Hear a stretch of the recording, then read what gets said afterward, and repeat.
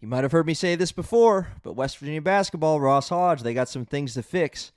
Little Rock's coming to Morgantown on Tuesday night. We got you covered with a game preview here on Mountaineer Moment. This is the Mountaineer Moment, your source for all things West Virginia football and basketball. From pregame to postgame coverage and breaking news, we've got you covered. Let's go.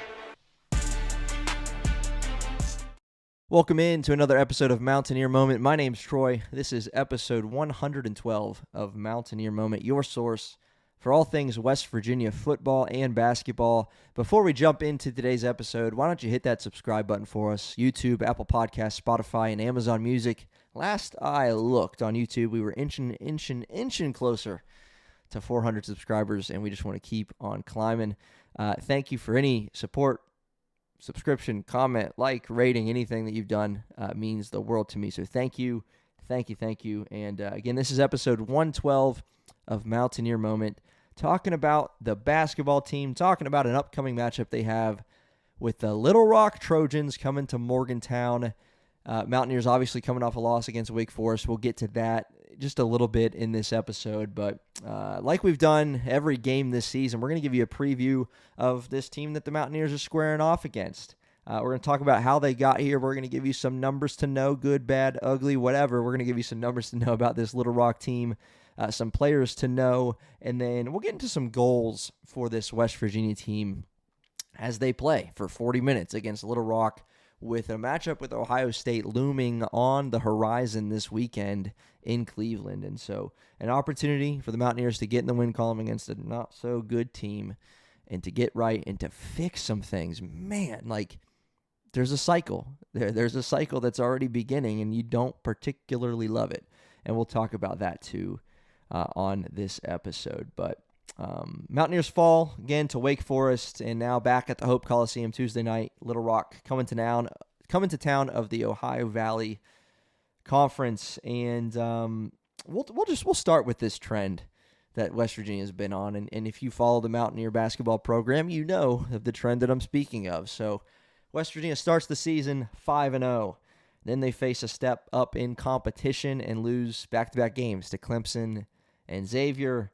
And then they follow that up by taking a step down in competition with 2 wins, blowout fashion against Mercyhurst and Coppin State. You know, they improve to 7-2. And then a 9-point loss to Wake Forest in Charleston, West Virginia. And Mountaineers are 0-3 in cities named Charleston. And they are 7-0 at the Hope Coliseum in Morgantown. Kind of an interesting note there. But it's a trend because West Virginia this season has handled, sometimes in blowout fashion, the teams that they're supposed to beat, right? You rattle off their Mountaineers schedule. They played Mount St. Mary's, they won. They played Campbell, they won. They played Lehigh, they won. They played Pitt, they won by 22, big win. They played Lafayette, they won. They played Mercyhurst and Coppin State, they won in blowout fashion. Now, all of those, except for maybe Pitt, who is really, they're having their fair share of struggles this season on the basketball court, to say the least, because they're coming off a loss against Hofstra. On the season, Pitt is 5-5. They have losses to Hofstra and Quinnipiac, interestingly enough. A 1-point win against Ohio State at the buzzer for Pitt, but they're 5-5. So Pitt's not exactly playing well this season. You'll beat them. And you didn't really know at the time what your team was and what Pitt was. But against all those other teams that I mentioned, 6 games, you were supposed to win all of those. Straight up, right? You were supposed to win those games. Throw Pitt aside, whatever. Clemson, Xavier, Wake Forest. None of those teams are ranked. None of those teams are likely going to be competing atop their league. None of those teams, again, just to sum it up, right? None of those teams have like incredibly high aspirations this season or expectations. Maybe internally they're aspiring to make some noise, right? But West Virginia, against those 3 teams, you come into all those games, I don't know the point spreads with them, I forget now, but wasn't a double-digit, supposed to be a Mountaineer double-digit win or a Mountaineer double-digit loss. Like, it was supposed to be a tightly contested game, and these ones were. Obviously, Xavier and Wake Forest, not quite the same feel as Clemson, which game you feel like you gave away. But the point of this little rambling session here about this trend that we're seeing is West Virginia has had 3 games, 4 if you count Pitt, which I guess we should because at the time we really didn't know what we had and we didn't know what Pitt had, but 4 games in which you could call it a toss-up, right? 4 games you would have been happy with the win, and 4 games you wouldn't have been surprised by a loss. Let's say that. And including Pitt, you've lost 3 out of those 4. Excluding Pitt, and you think about the last 3 games on a neutral site floor in a city named Charleston, you've lost all 3 to teams that aren't elite by any means.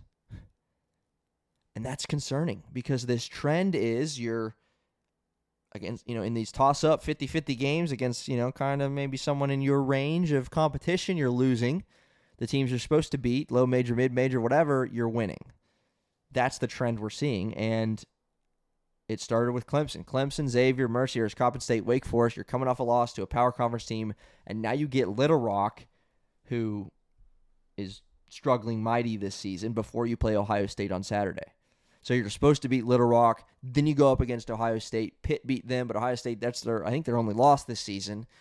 And it's like, okay, are we finally going to win a game that's against a power conference team? We'll see. But before we can get to Ohio State, we do have Arkansas, the 2-7 Trojans on the calendar, coming to Morgantown, Hope Coliseum for a Tuesday night matchup on ESPN+. Couple notable things for them. They got blown out by Marquette by 40 back on November 12th. They're riding a 5-game losing streak coming in with losses to Murray State, Texas State, Southern Illinois, Central Arkansas, and Arkansas State. I'll give you some numbers that I think are just kind of some of the notable ones that indicate the kind of season that they're having. Little Rock ranks 10th in the 11-team OVC in points scored per game with just 66 points a game, and they allow almost 80, 78.8, 79 points per game, which ranks them 9th out of 11 teams in defense. Makes sense. 2-7 ball club. I get it. This one's interesting, though, and could play a factor in Morgantown with how they've been defending the 3. Think back to that Xavier nightmare game. But they're 2-7, but Little Rock has shot it well from beyond the arc this season. They lead their conference in three-point percentage, shooting the ball at almost 39%.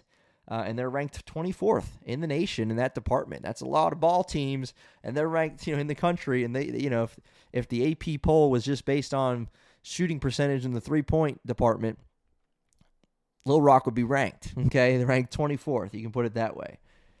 Another number for you: they've had trouble taking care of the basketball. Lots of turnovers this season. Lead the conference in that.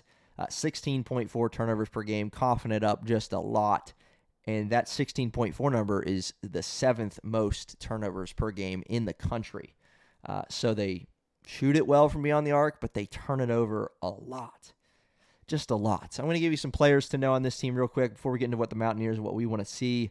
Senior guard Jonathan Lawson, he led this team in scoring last season and has put up similar numbers this year. 14 points a game to go along with about 4 rebounds and 4 assists.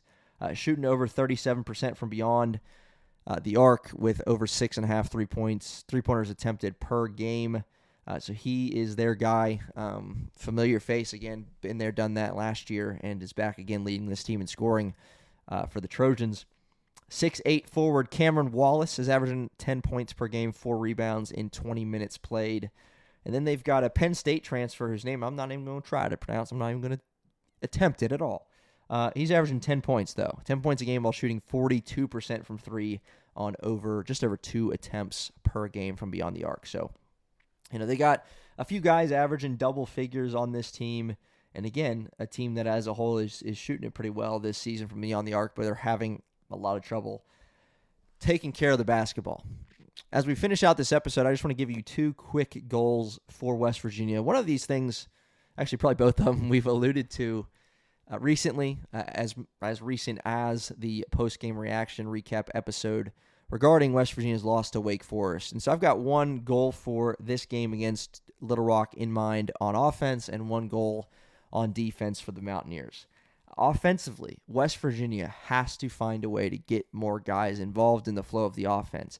And I don't specifically mean it's a game goal for Little Rock, but I mean take what you do against Little Rock and move it forward, push it forward, play it forward against Ohio State on Saturday, right? Learn some things in this game that can help you play with that same mindset, game plan, whatever, on Saturday against Ohio State. Now, you might be sitting here saying, well, West Virginia has had tons of different leading scorers in every game. It's been amazing. But has it? Because I guess I just mentioned the 7 teams that they've beaten. 6 of them, not power conference opponents. Different leading scores for West Virginia, which is all great and well and good.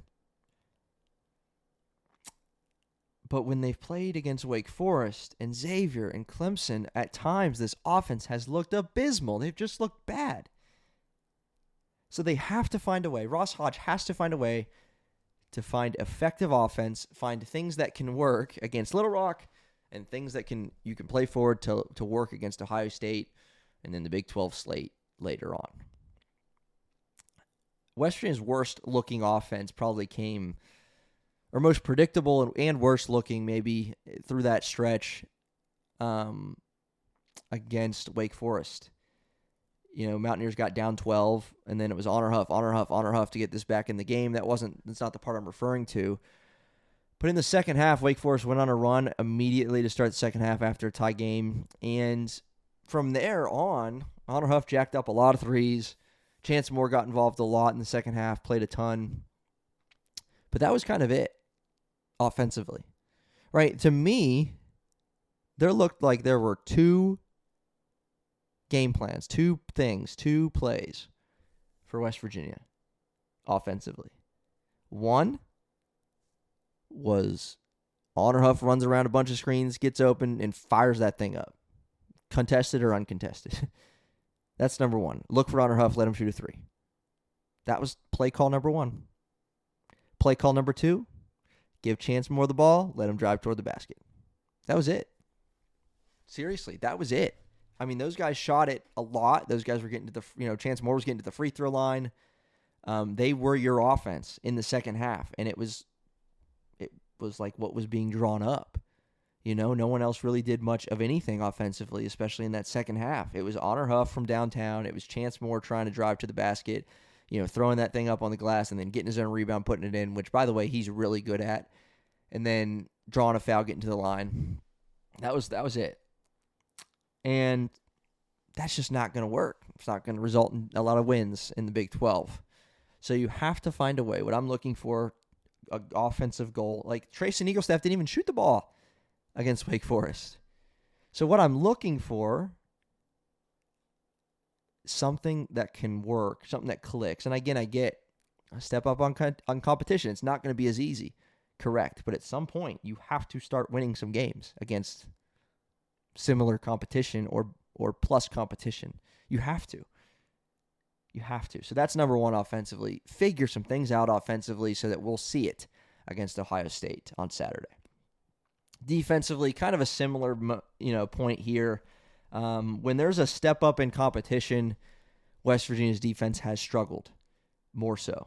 Obviously, on the whole, points per game allowed, right? They're up there amongst the top 5 in the nation.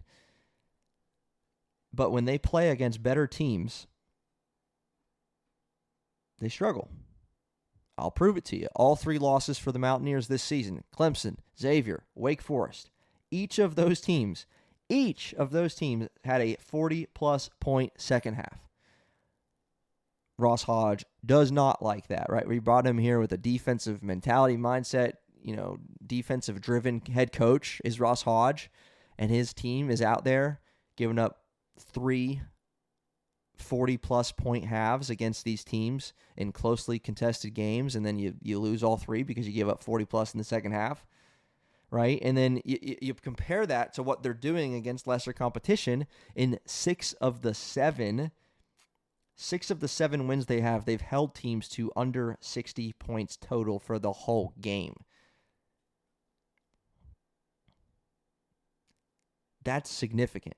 That shows you the struggle that West Virginia is having when they play against better competition. And again, I'm not sitting here expecting us to hold Clemson to 45 points. I'm not sitting here expecting us to hold a run-and-gun, talented Wake Forest team led by a kid that looked like a lottery pick. I'm not sitting here expecting us to hold them to 60 points. But to give up a 40-plus point half in all 3 of these games in the second half is alarming. It's not what Ross Hodge wants. It's just not. And so, I'm not sitting here expecting them to do what they're doing, against Mercyhurst and Coppin State, expect them to do that exact thing against Clemson and Xavier and Wake Forest. But what I am saying is the level of discrepancy there between 40-point halves and holding a lot of teams under 60 points, one under 40 points for a game, that's a significant discrepancy.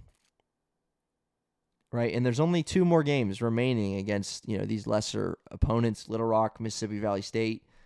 And in between that, you got Ohio State. And then after that, in the new year, you got Iowa State. And the gauntlet is on in the Big 12. There's no let up in the Big 12. So it's so important as you round out the non-conference schedule to figure some stuff out, to be able to learn things, apply things, draw up things that can work for you against Big 12 teams and against Ohio State coming up. Got to figure it out. You have to work to fix what's broken on both ends of the floor. Right? Trayson Eaglestaff, again, I don't want to harp on it too much, but 0 shot attempts. That kid was recruited by everybody out of the transfer portal. He winds up in West Virginia. Slow start to the season. Came on a couple times. You thought you liked what you saw. And then you brought him here to get buckets. You just flat out did. Chance Moore obviously took a lot of his minutes in that game against Wake Forest. But for Trayson Eaglestaff, a guy that you brought in here to score the basketball, for him not to get a shot off is pretty wild. Just saying. Anyway, this is episode 112 of Mountaineer Moment, your source for all things West Virginia football and basketball. Hit that subscribe button for us, and we'll see you next time to break down the action between West Virginia and Little Rock. Tip-off again set for 7 o'clock Tuesday night on ESPN+, and we will see you next time. Let's go Mountaineers.